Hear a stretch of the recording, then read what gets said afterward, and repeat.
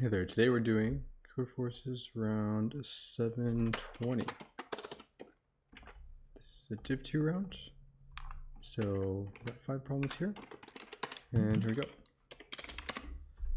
Alright, 2 possibilities, A and B.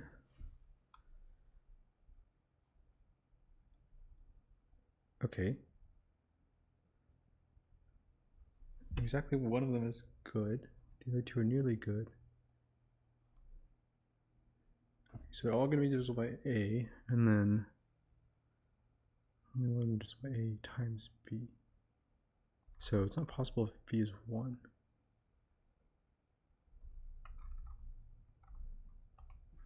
Otherwise, we can just take A and AB1. Okay, yep. Oh, I didn't even make files.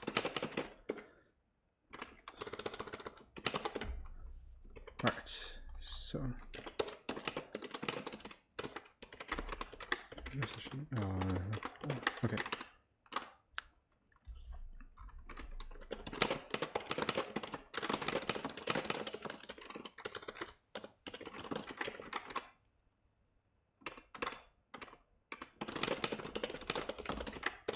And then we're gonna have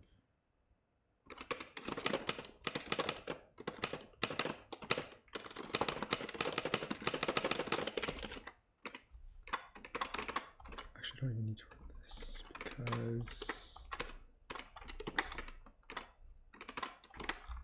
that wouldn't help anyway. I just want to pass first. And I got a wrong answer on the first snap. Why is that? Oh, wow, that's really bad.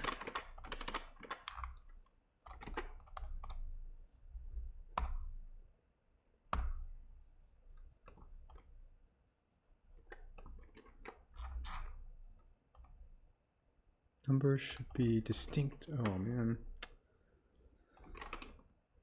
Okay, so B, so, oh, this is really silly.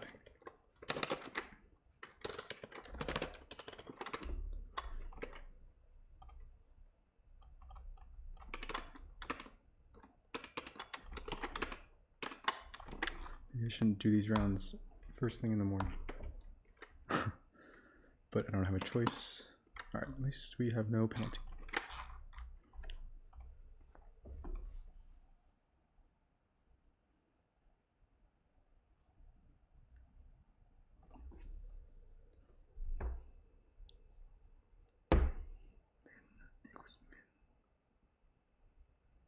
It's good if every adjacent pair is just 4.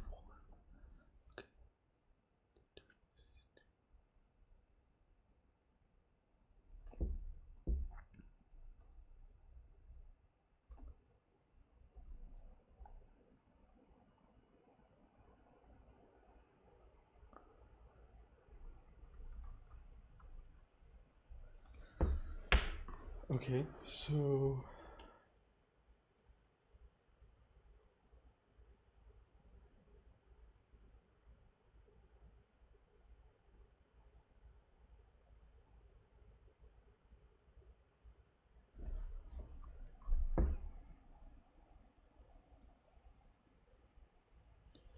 I mean, you can just,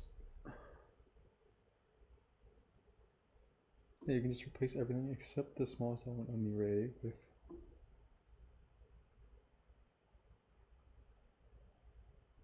a bunch of big different prime numbers.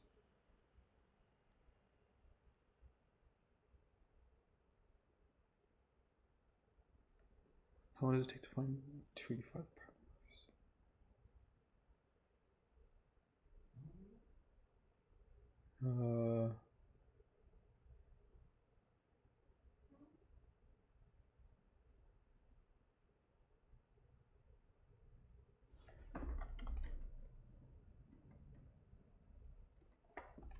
It's kind of weird. So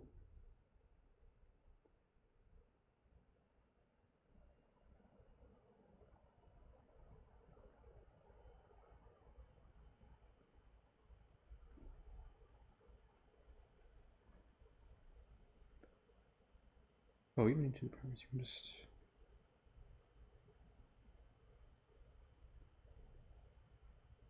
Ah, okay. Well, that's better. Still doesn't seem like.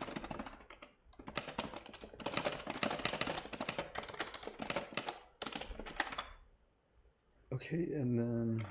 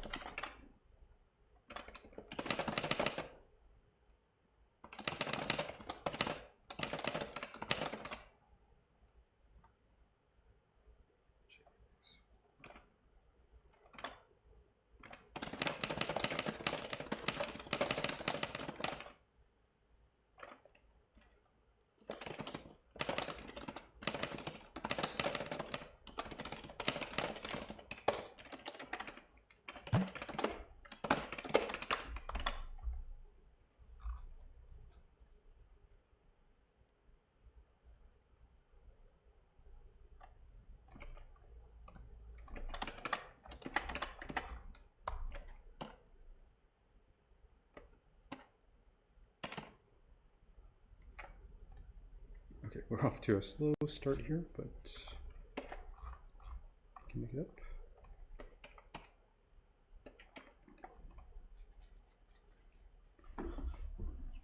And let's see, we just want to.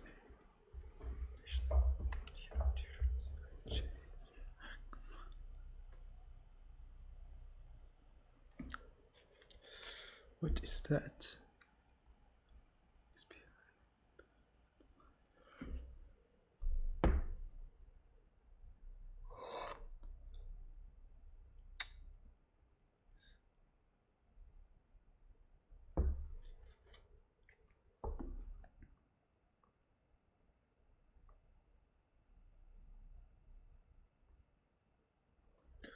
Okay, well, this one you would ask with 1. And this one you would ask with and -1, because otherwise, why would you? Well, maybe not. Maybe that's not true, but.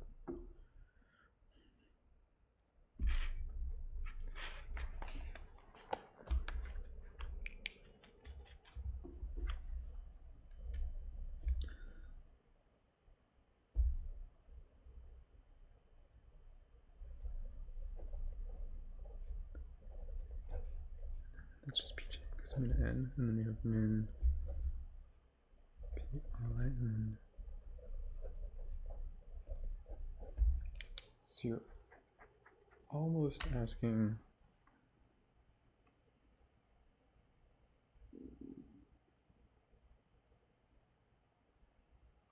If you get in here.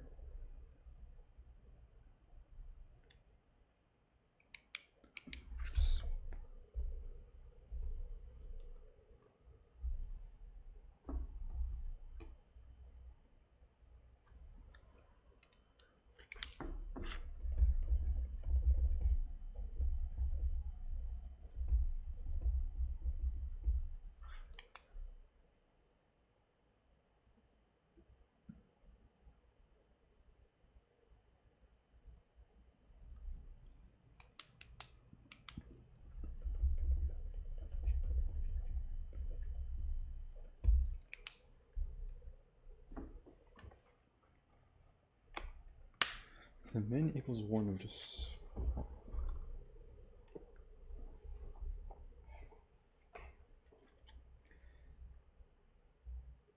So, no, if it equals n minus 1, if this equals 2.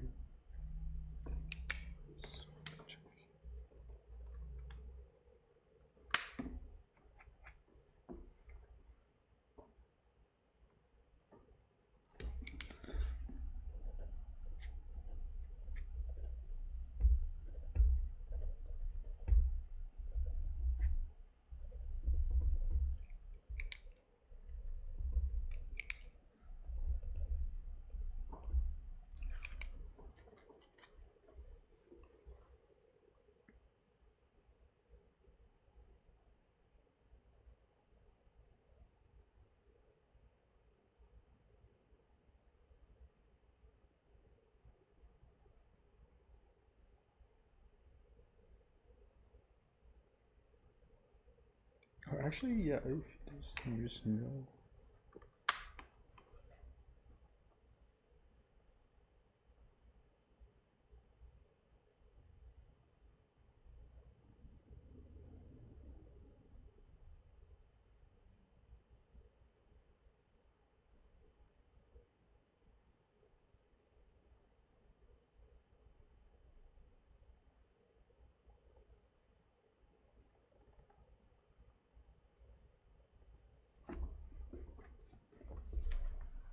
You can compute the min and the max of the two.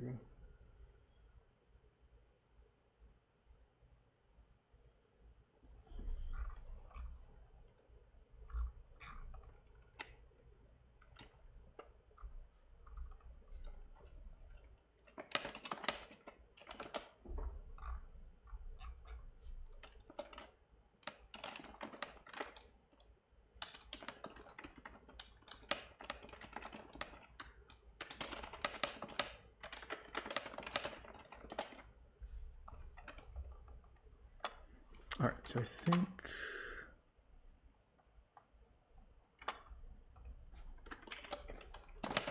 do I have enough resolution? So I'm just going to randomize the order. I know how to query min and max pair. And then I guess once I get 1 or n, then I can just do everything else without.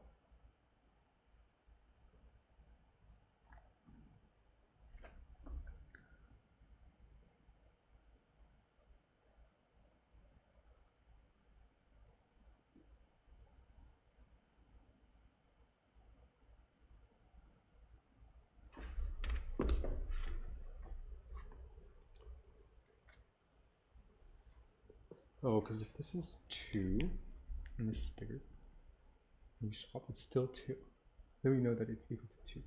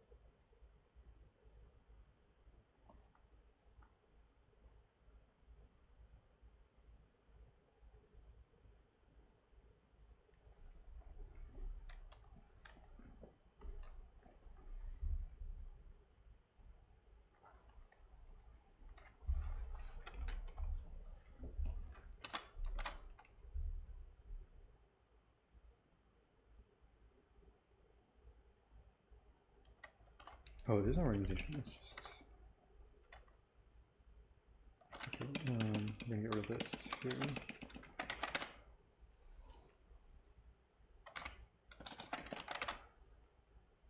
TIJX.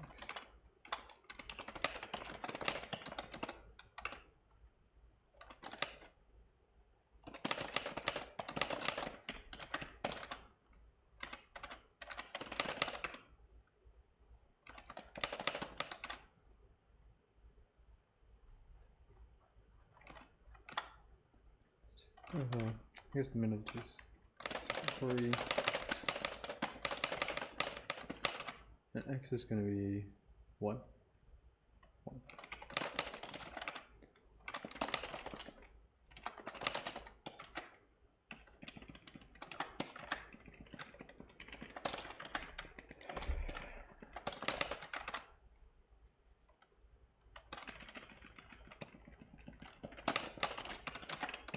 I forgot to see him. Okay, and then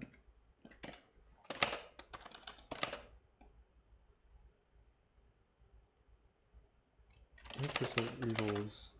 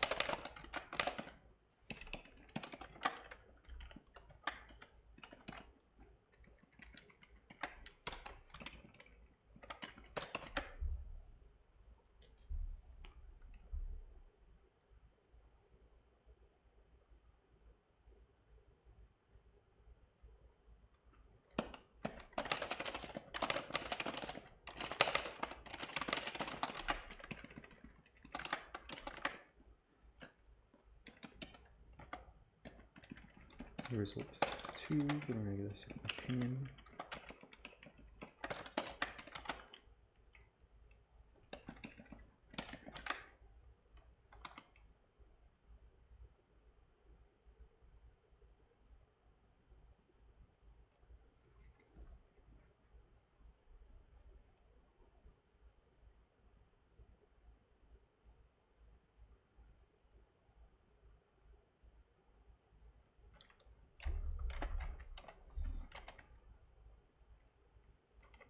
Oh wow. How do we even start? We don't know. We don't know which is which.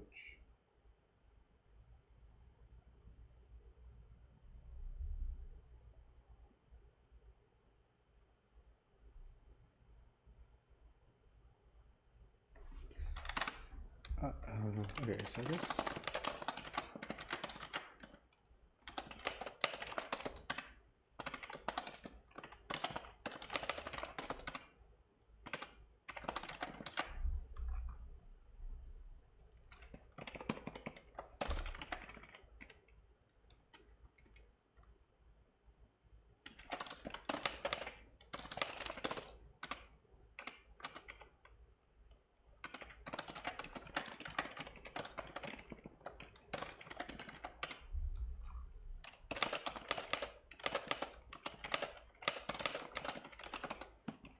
that's not one.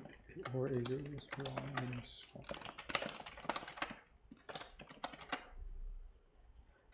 Definitely.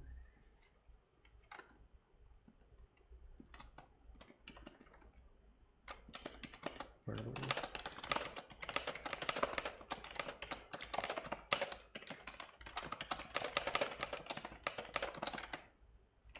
So now, yeah, okay, so in that case, H2 is going to be, okay, now we know this. We can just test this so far.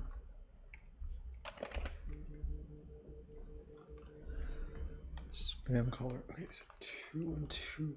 What is 2121?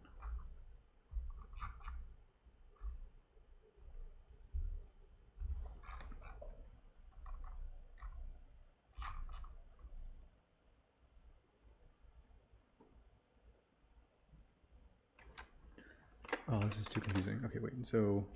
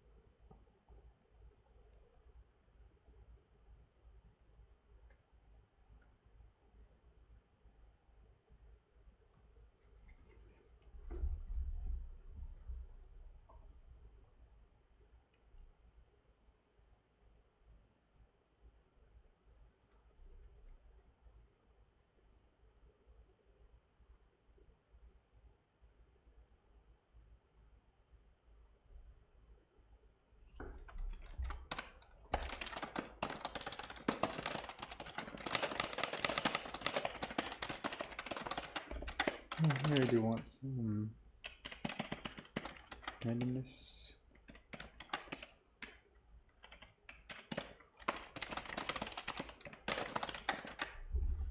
Okay, so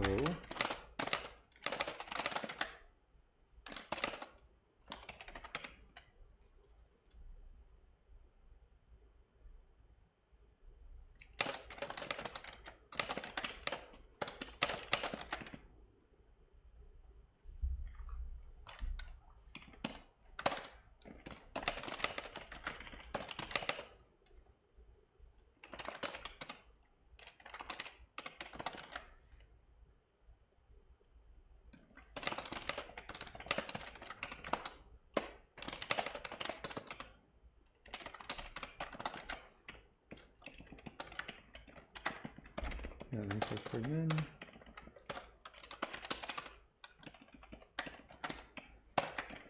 And then, yeah, evaluate.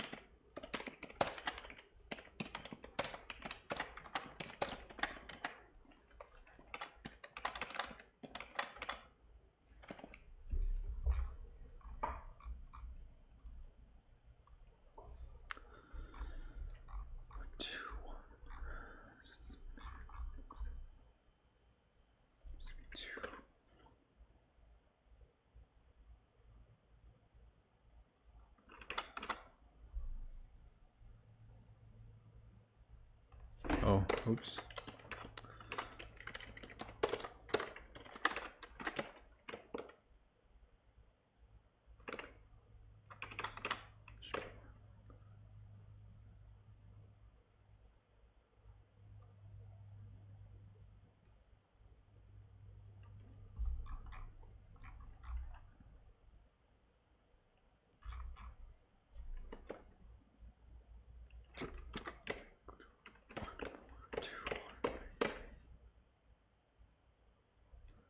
Two, 2, 3, 1.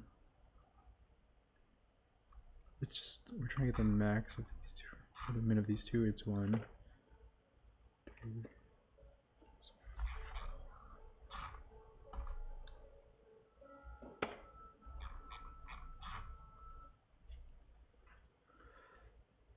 2, 4, that'd be 2. Oh, I don't know why I'm adding ones to. Alright, so 3, 1, 4, 2. I mean, okay, I'm just gonna say.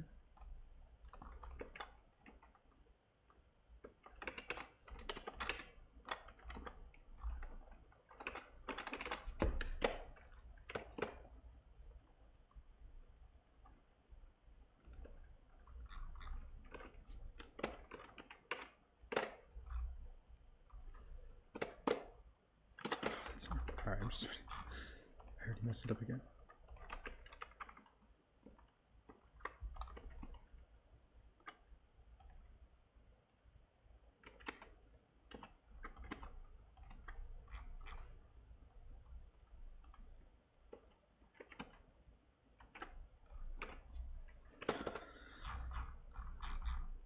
So that's the min, which is 2, still 2, max is 5. And these is 3, 2, 5. What is this? Min of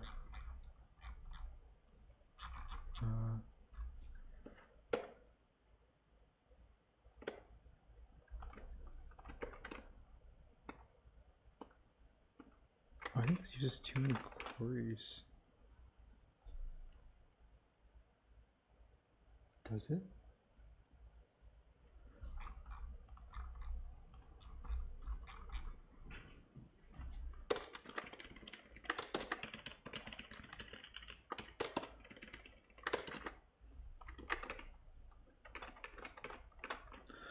Oh no, wait a second. So which one does?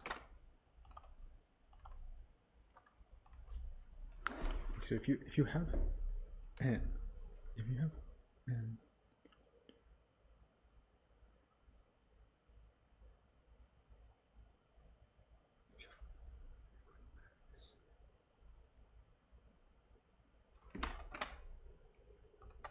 oh wait, no, maybe this is fine.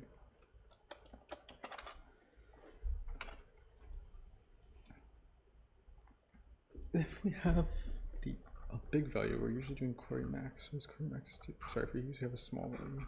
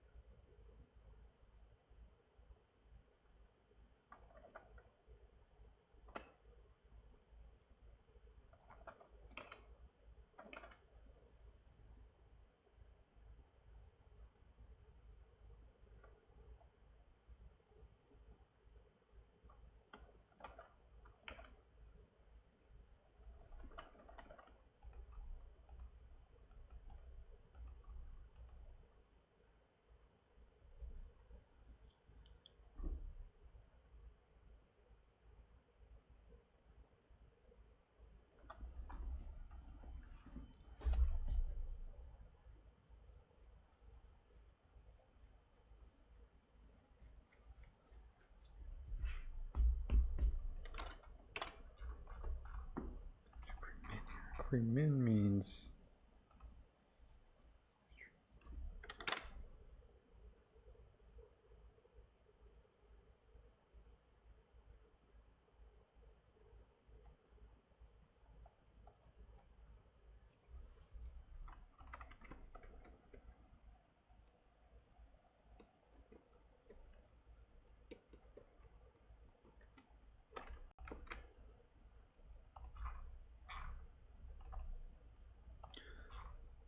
okay. I guess I'll assume it's good for now, and then I'll come back to it later.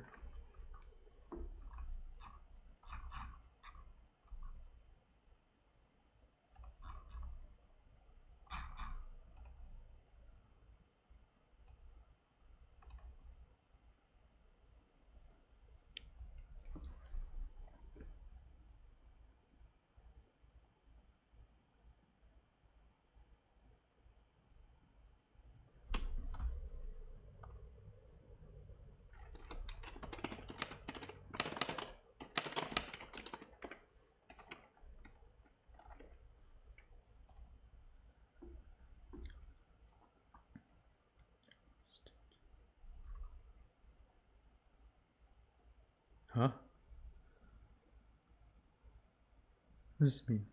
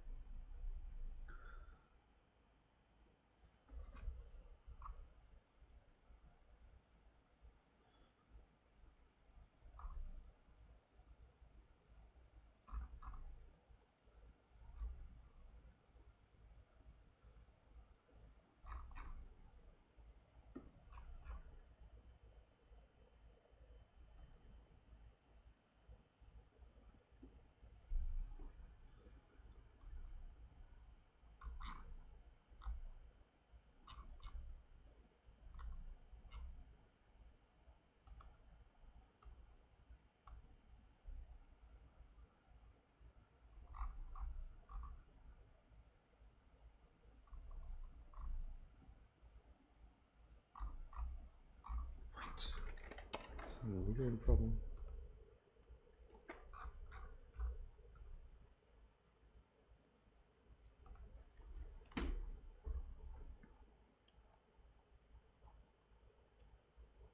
It's just a path?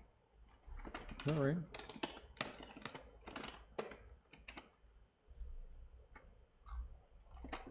Tree which no node has to be going to, so there's just no branch.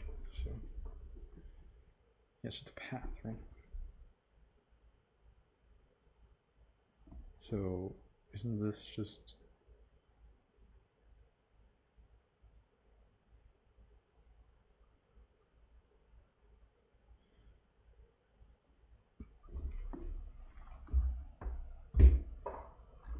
oh, you have to actually do it.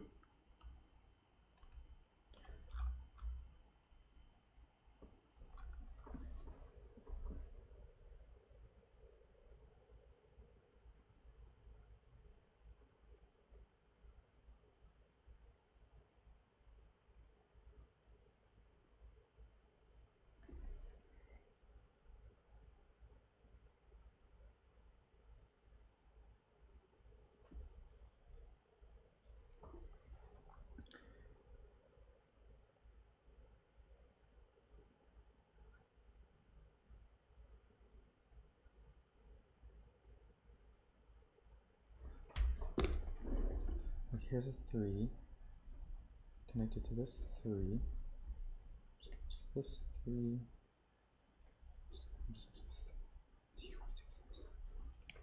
So 3, 3. You want to do this and this. You don't do this.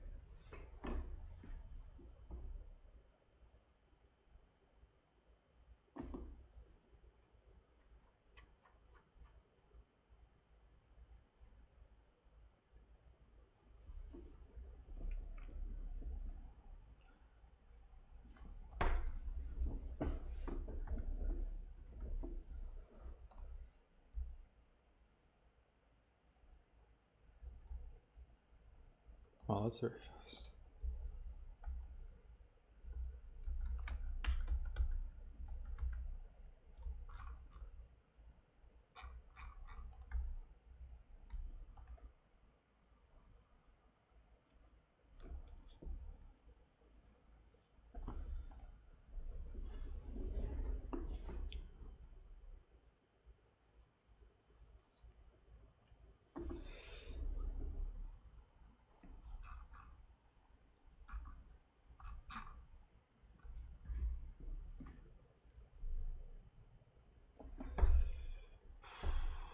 To remove the minimum of edges, so that means 3 greater than 2.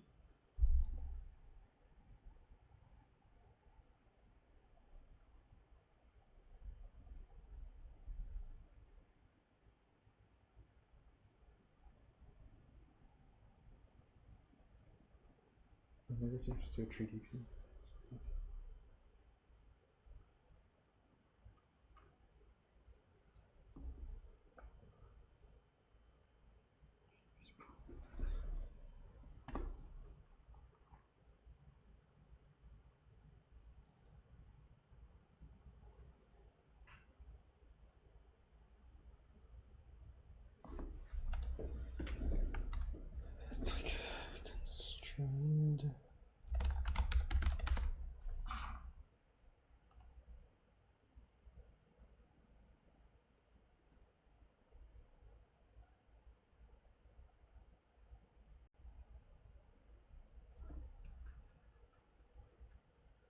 Oh, it's minimize the amount of flow. Oh, wait, this is what we want.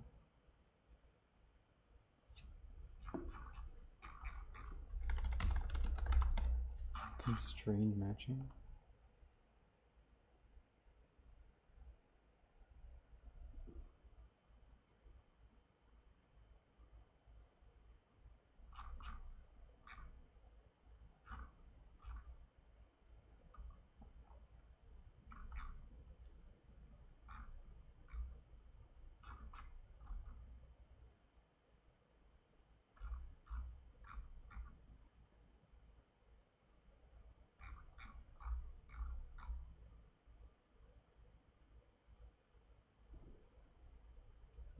This works, but it's kind of slow.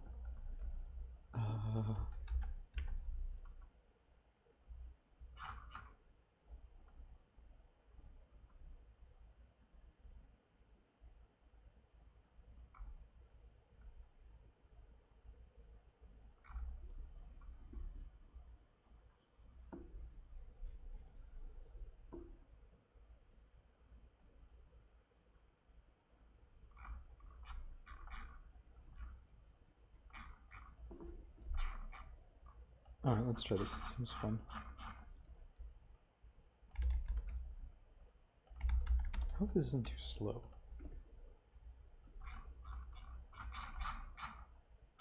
We do have 3 seconds. Just doing linear time to the tree DP. So that's kind of funny. Let me see.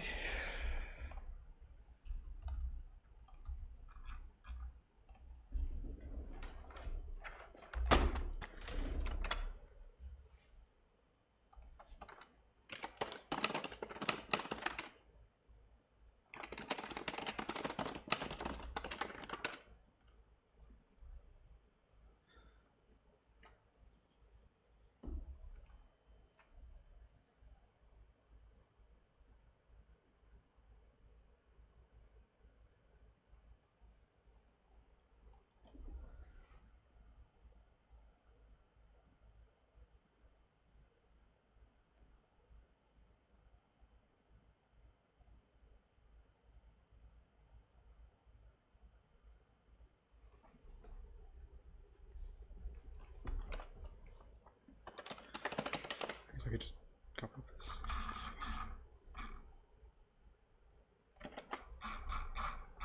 Well, this is gonna be a lot of whatever.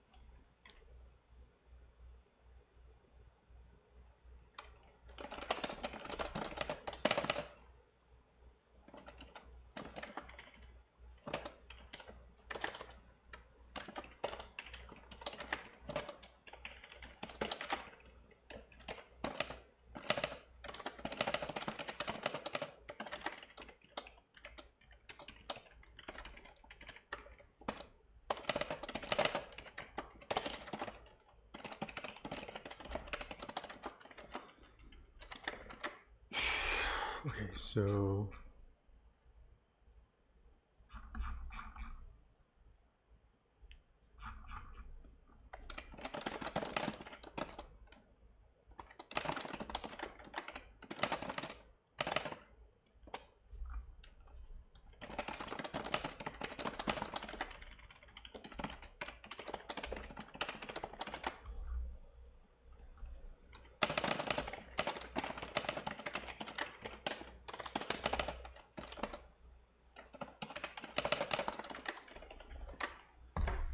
one if it's cool.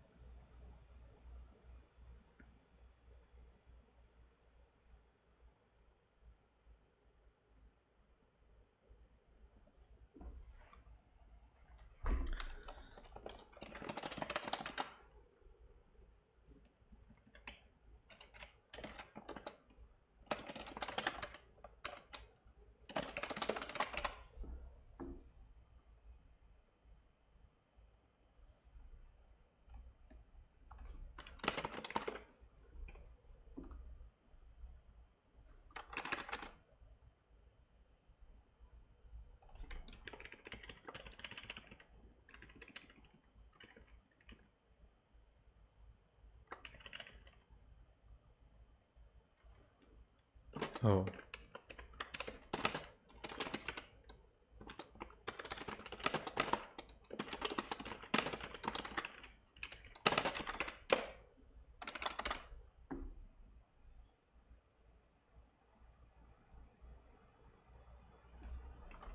Oh no, it failed?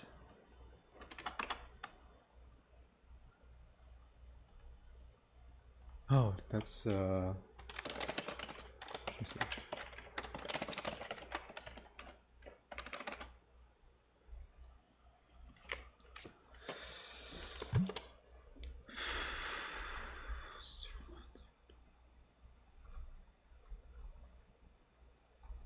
Yeah, 1, 2, 1, 3, and that's pretty good. I don't have to remove anything, so okay, cool. It seems to work.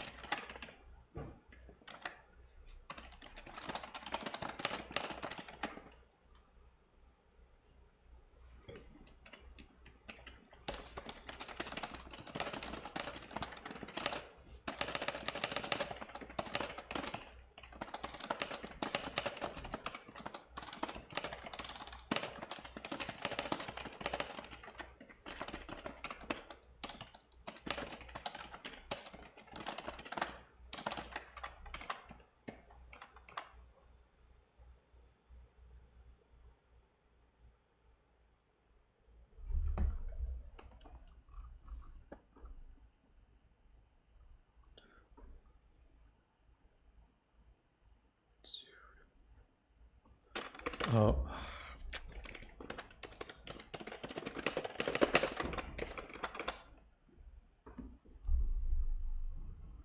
Should be 3 to 4. Oh, but I do need. Alright, I do need to. So it should be 3, 4, 5, 6, and 0, 2. This one just has one path.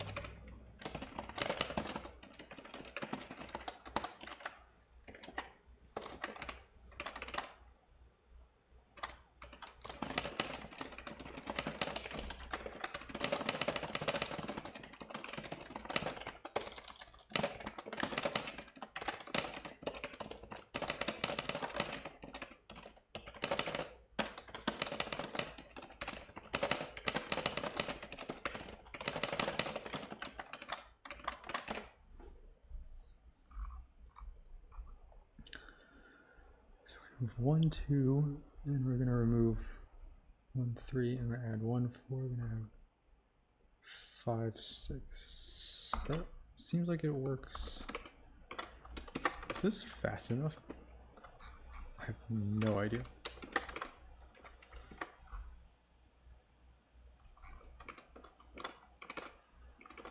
I guess I could just test that it's fast enough. There's no weights.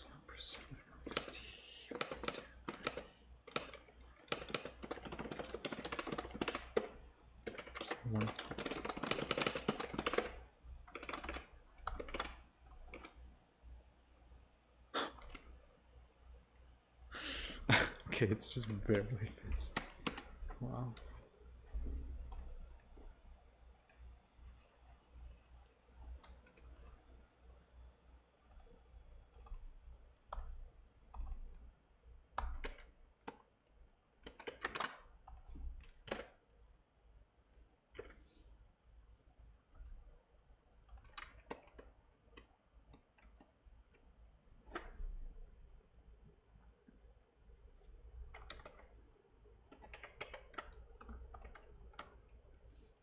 I think I just did something really weird. Yeah, I mean, you can solve it in linear time with the tree DP. Alright, but anyway.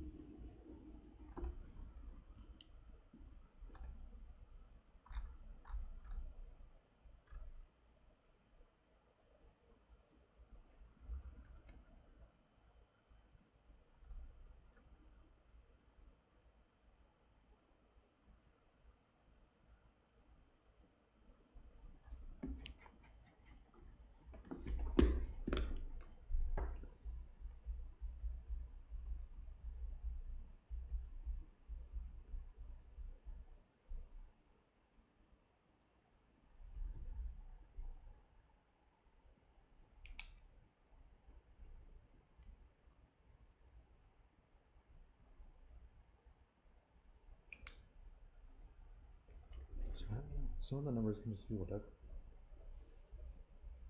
They don't have to worry about that.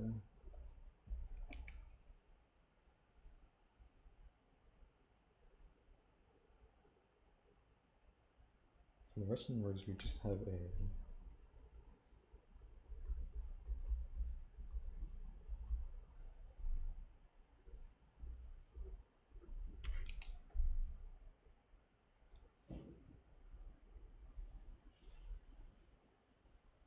you can't do the same with your neighbor, but you just have a left protecting.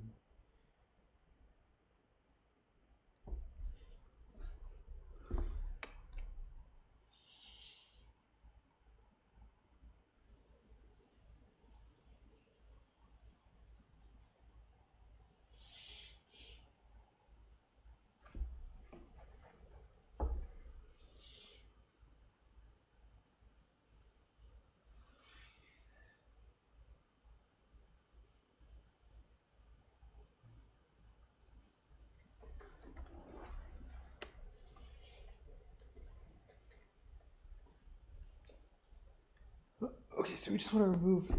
Make sure there's no majority. Let's put it to here. Or there's no. Yeah, at least more than half.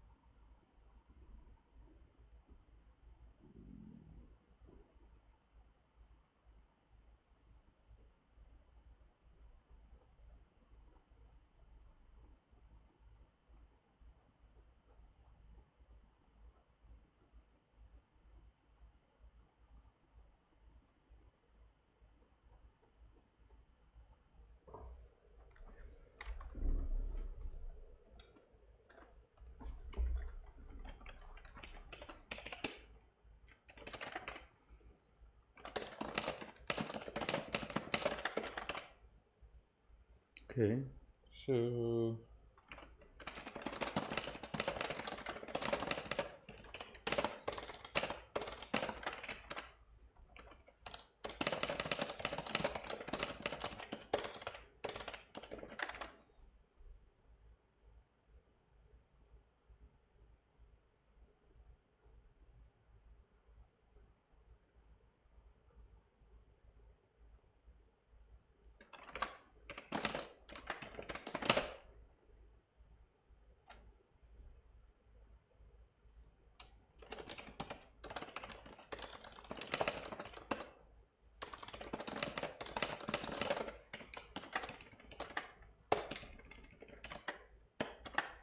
function and the number of variable squares, n is even. Let's just print n times n minus.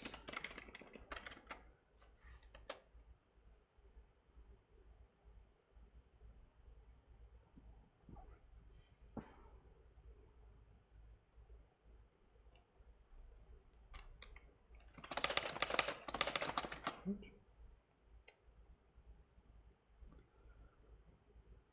Yeah.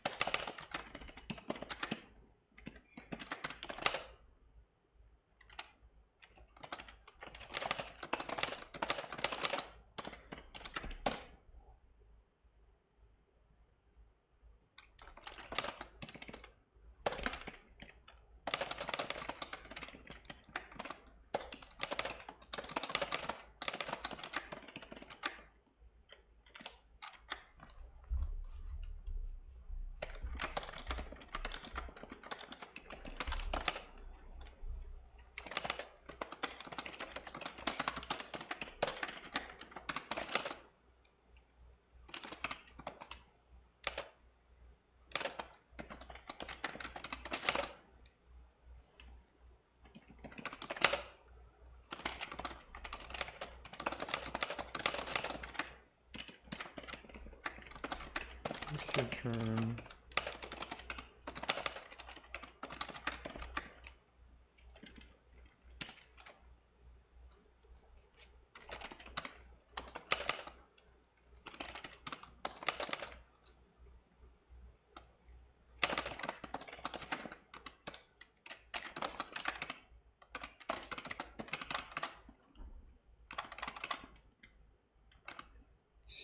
Two and a 5.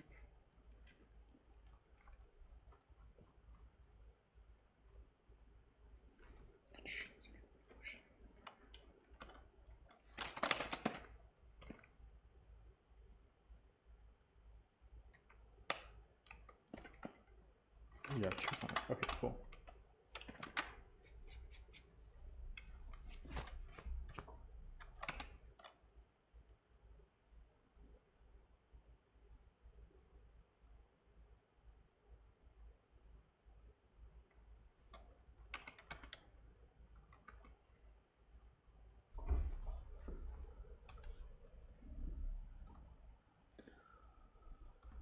So, okay, we need to.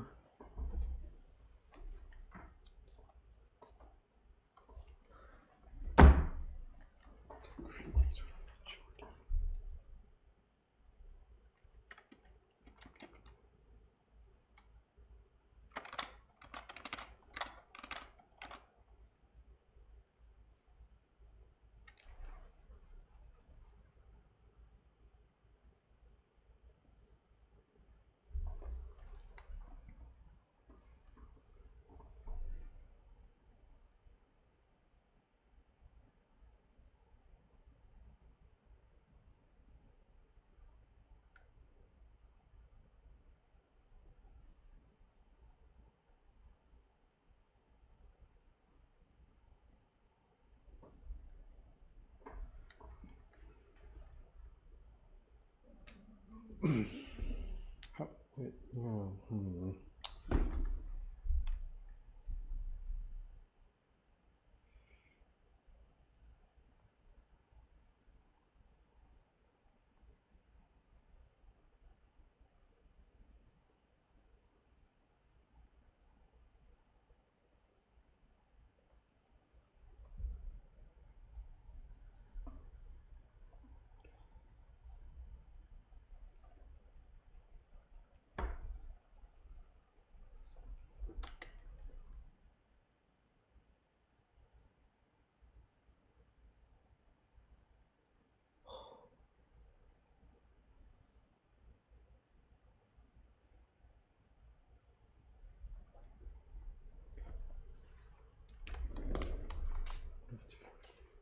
it's 4 solid.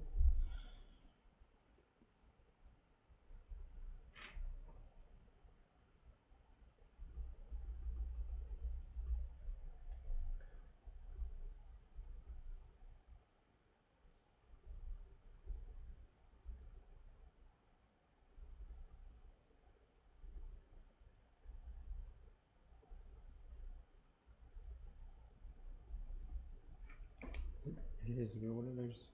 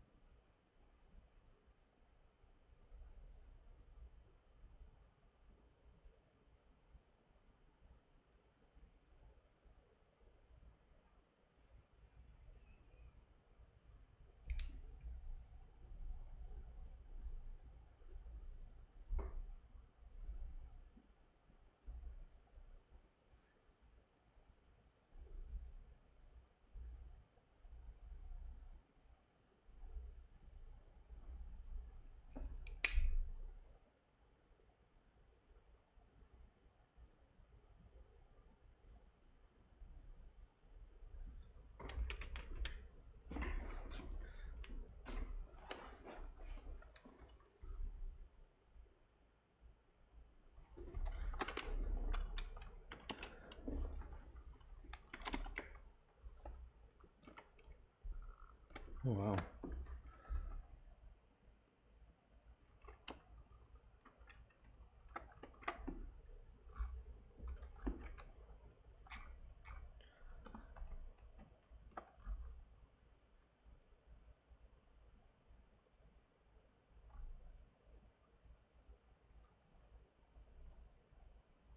Oh nice.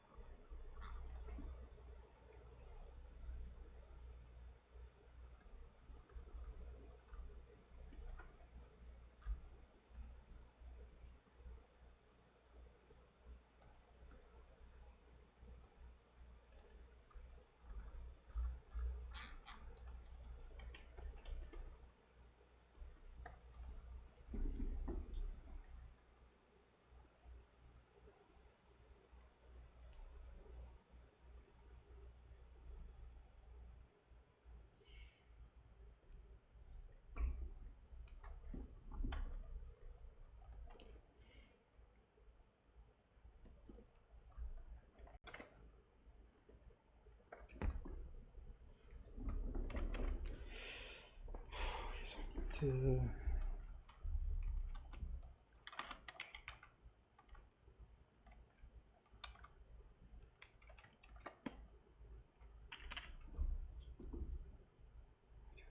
paired squares.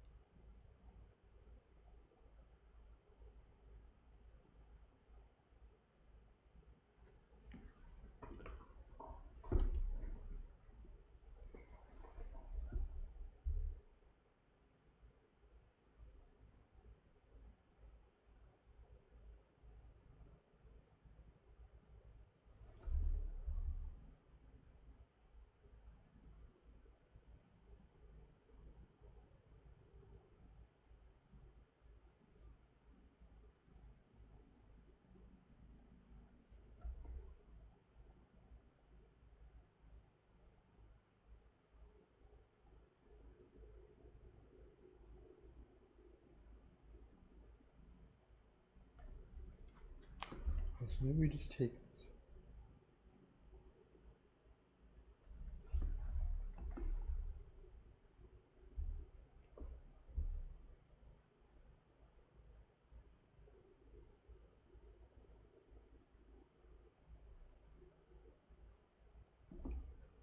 Okay, then.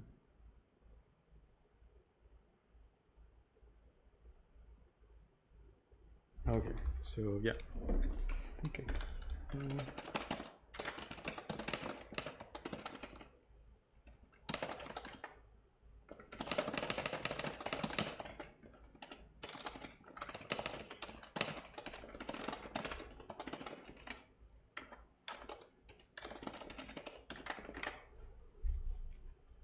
Big to small.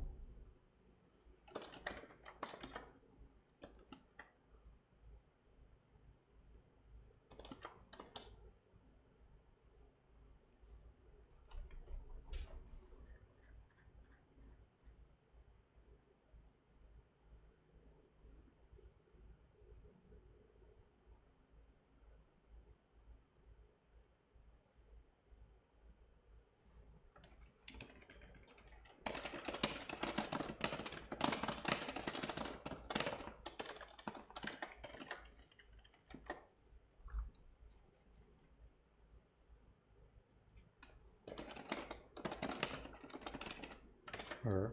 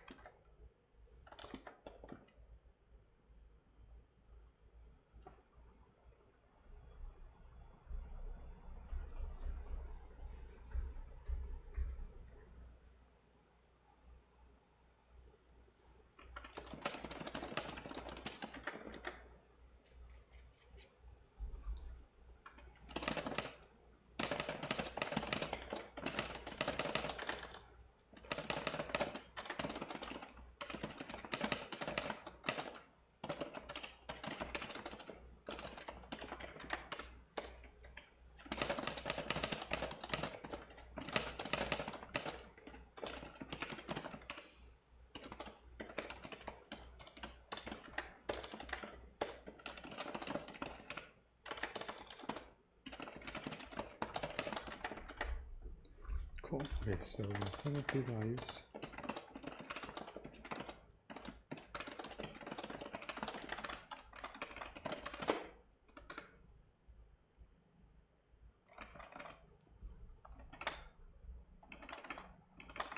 Oof.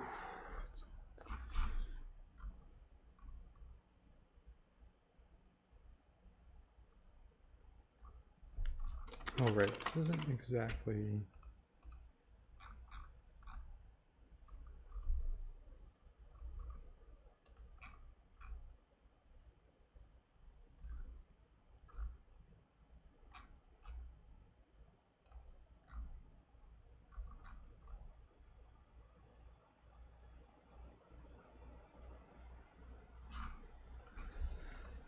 We need to be more flexible, yeah, so...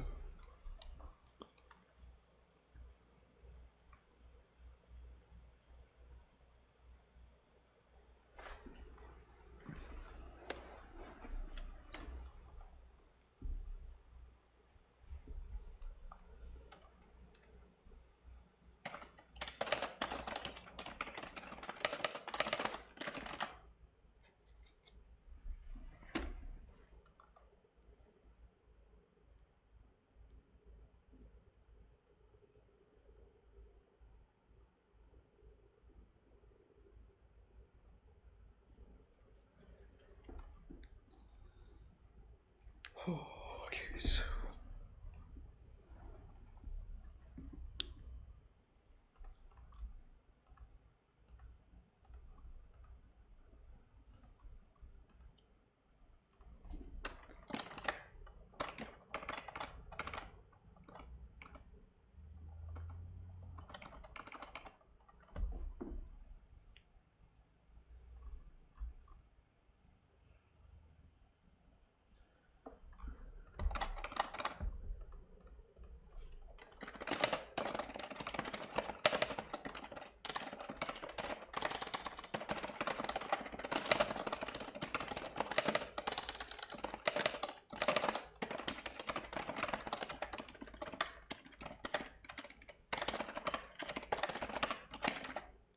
Cool, now...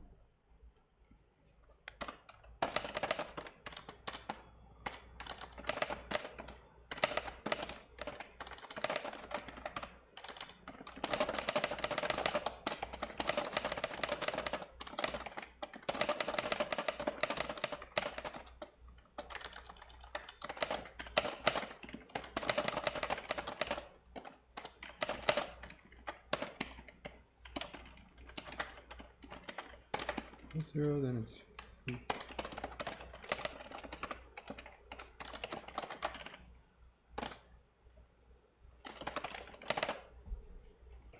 This is half polarization. Oh, something plus.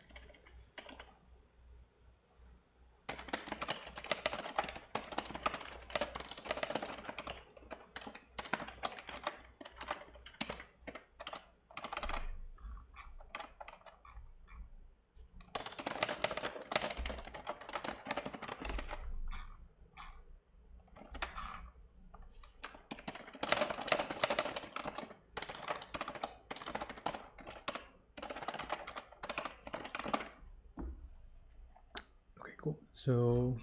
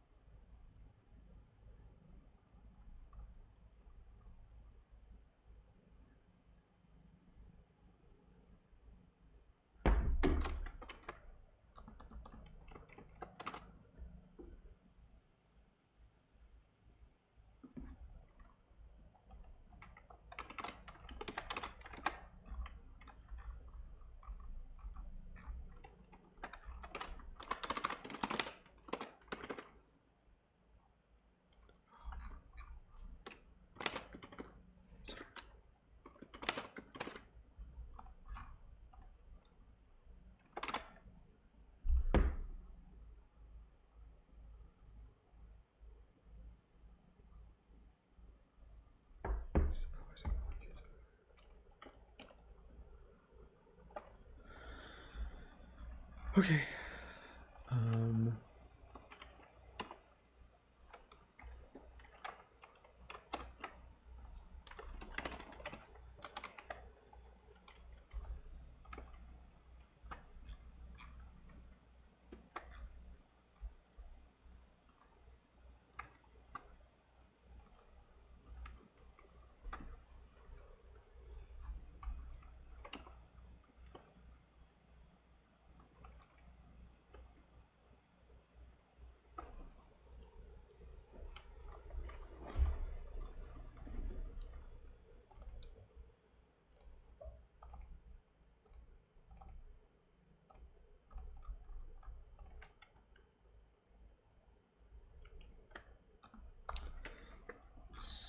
Is there anything on here?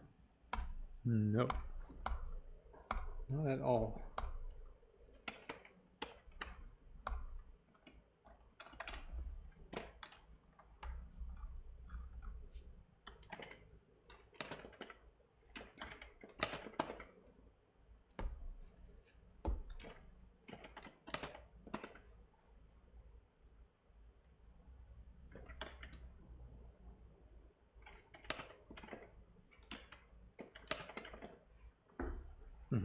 Okay. That seems right.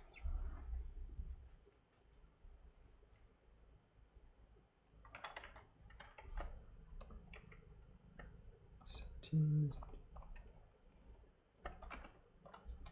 Okay, let's see.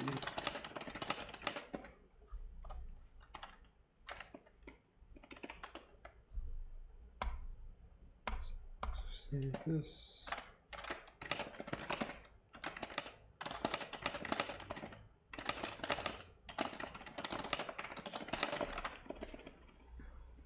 Is there anything I want to double check?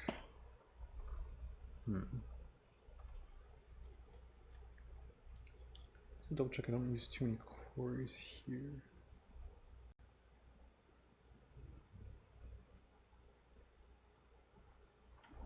And then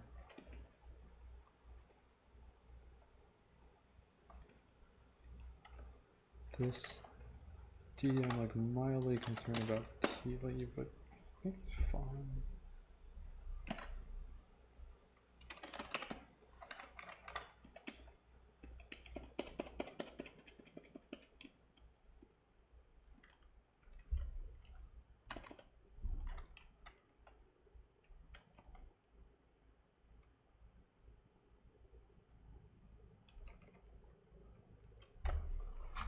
Okay, well, I think I'll just talk about each of these problems and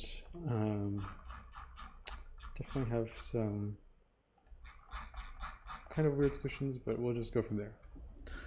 So, okay, so problem A. An integer is good if it's divisible by a times b, and it's nearly good if it's not divisible by a times b, but it's divisible by a. You want to find 3 different positive integers x, y, and z, so that exactly one of them is good, the other 2 are nearly good, and x plus y equals z. So it turns out this is just some pretty simple thinking to get this. So first of all, if b is 1, then obviously there's no such thing as a nearly good integer, so because a times b is a, so then it's not possible. So we output no if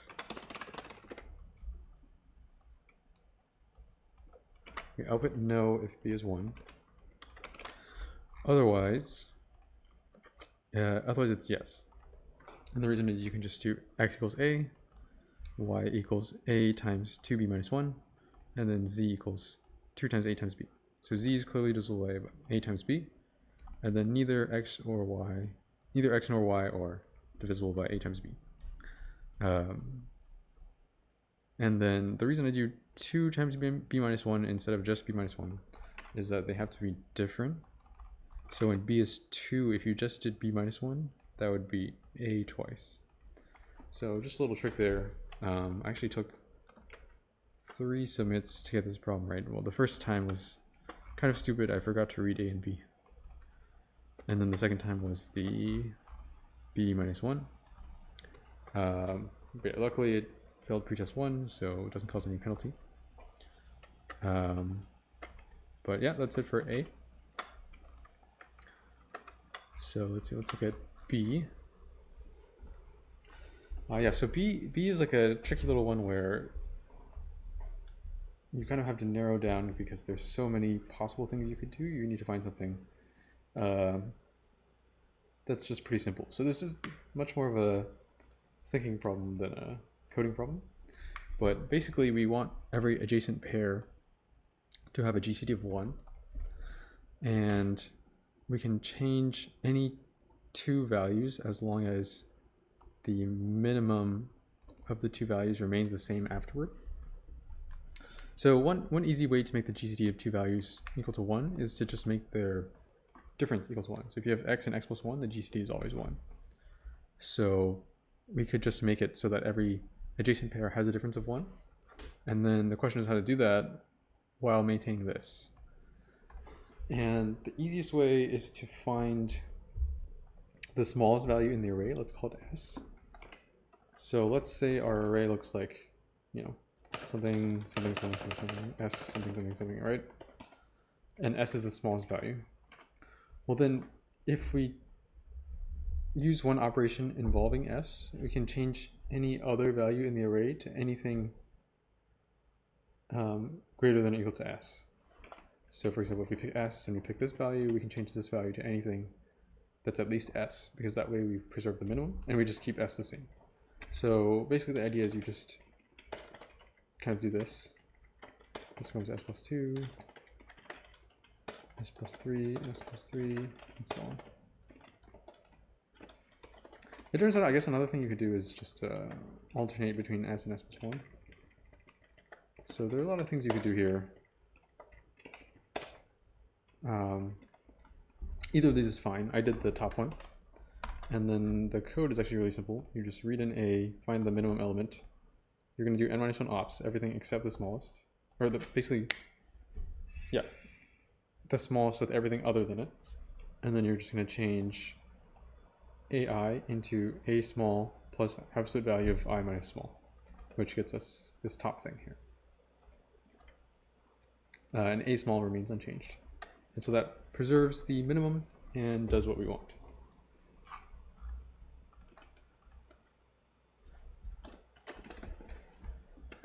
All right, so problem C. So this one is just like a tricky little interactive problem. It turns out that for this query, we should just use x equals n minus 1, and this almost tells us the max of the two. There's just one case where if it returns n minus 1, and we're using x equals n minus 1, if it returns n minus 1 as the max, we should swap I and j just to check, because there's one possibility. If x is n minus 1, then this is min, this one is x plus 1 is n, so min n in pj is just pj, so this is fine. But this is min n minus 1 pi. And so it's possible that pi equals n and the min returns n minus 1.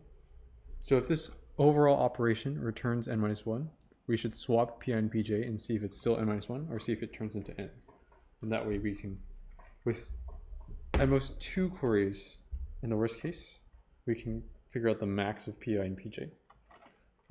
It turns out that in most cases it'll just be one query.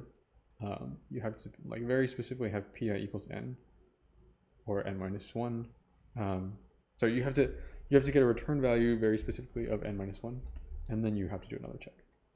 And then very similar, if we use x equals 1 for this operation, max of 1 in pi is just pi, and this is max of 2 in pj, and so we almost get the minimum of pi and pj, except again, similar to before, if the return value is 2, we need to do one more check.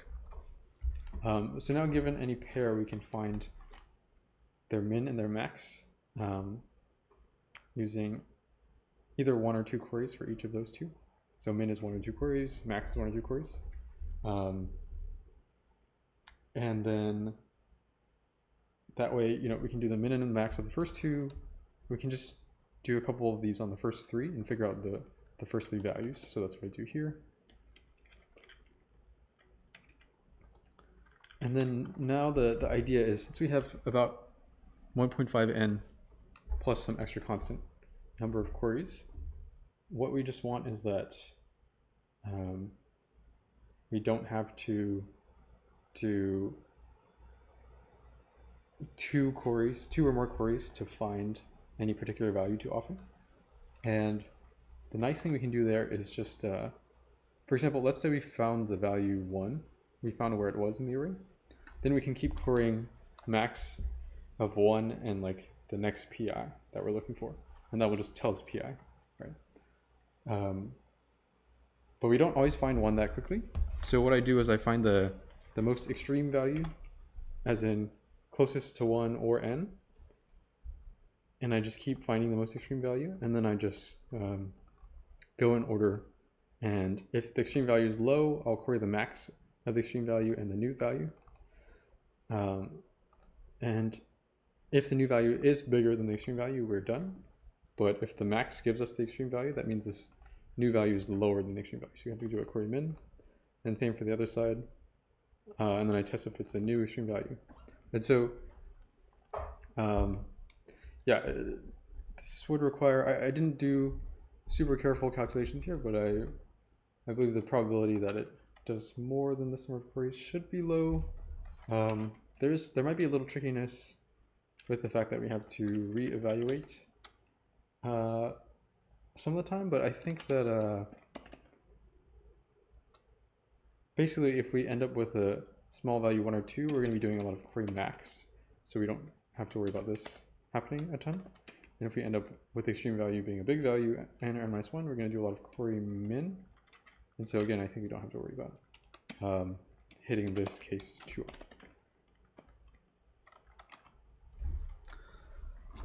Okay, yeah, so that's C. Kind of tough. Definitely C was a lot harder than, yeah, A or B for sure. And that was reflected in the point values too. B to C was the biggest point value jump. Okay, so 2 more. I'll talk about D and E. So problem D, we have a tree, and what we can do is do this operation: remove any existing edge and add an edge between any pair of vertices. We want the minimum number of operations to get a bamboo from a tree, and a bamboo is really just a path. So we want to take our tree and turn it into a path. So we started, for example, we started with this like kind of perfect binary tree. We remove these 2 edges, and we add these 2 edges, and now we have a single path from 5 to 6. And this takes 2 operations. We want to know the minimum number of operations, and we want to actually output them. So essentially we have a tree, and all we need to do is we need to remove edges until no degree has node greater than, or sorry, no node has degree greater than 2. And there are a couple ways that you can do this. The most efficient way would be to do a tree DP, and that should be O of n time. I did something a little bit crazy where I did a bipartite matching, a constrained bipartite matching solution, which is actually a little bit borderline in terms of the runtime. This is just under half the runtime, so I think it's fine. But yeah, basically you need to find the minimum number of edges to take out so that all the degrees become at most 2 at that point. And then once all the degrees become at most 2, then you just have a bunch of paths, and you just want to link them together to form a single path. So that's essentially what I do here. I do my crazy like bipartite matching thing to find the edges, and then I do some DFS to find the new paths. And then once I have that, I have the edges that I need to add, which is the end of this path to the start of the next path. And I know the edges to remove based on the bipartite matching, and then I just output that. Yeah, probably should go back and like find a nice way to implement this in linear time, but I think my solution is something like, I guess technically it's n square root n log n because of the runtime of the matching, and then there's also a binary search in there. So yeah, kind of funny, but I think it's fine. We'll see. I guess the chance that I fail something here is not very low. It's definitely possible. Okay, and finally E. Yeah, so for problem E, I guess I didn't go through the effort to come up with like a strong proof here, but I kind of intuitively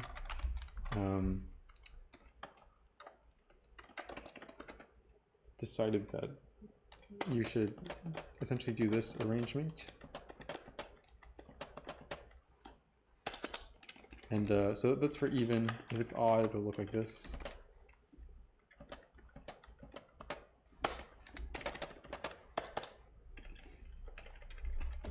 And then what I noticed in this arrangement is there are certain values that don't have to worry about the diagonal rule, which in this case would be here. It'd be here, here. Oh, does this not work? No, this does work. Okay. So these four in this case, and the rest of them form a kind of a grid of neighbors. And then, yeah, long story short, you can show that you can do it as long as, let's call these, the ones I highlighted, let's call those free squares. And then the remaining squares are paired squares because they form like a grid where every edge has to be different values. So as long as the number of free squares plus half the number of paired squares, as long as, like, that's the number of, that's the limit on how many of a single value we can have. That's kind of what I have here. As long as free squares n plus paired squares n divided by 2 is at least the biggest value in A, then the n should be sufficient. And we basically bump up n until we find that. And then once we find the n, it just involves a couple different ideas to actually place the squares. What I do is I basically figure out, I choose 1/2 of the paired squares as the, essentially the most frequently occurring values, and then I fill in the rest of those values into the free values, and then I kind of just randomly place things in the other half or the free values, and so it ends up constructing kind of a case-by-case based on that. Yeah, so this one's a little tricky to explain. I also don't have a strong proof for it right now, but this was my thought process. And so maybe I can just go through the second example here.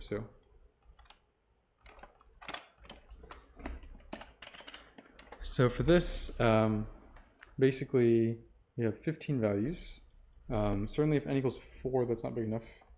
But n equals 5 turns out to be big enough because, first of all, we have 21 of these stars, and then the free values is, the number of free values is 9. The number of paired values is 12, and so 9 plus 6 is greater than anything in the array, so we're good.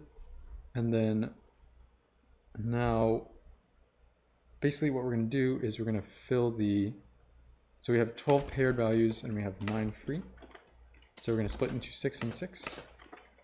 And then we need to fill these 6 using, the first 6 using the most frequently occurring values. There are 8 threes, so we're just going to use all threes. So this is the first 6.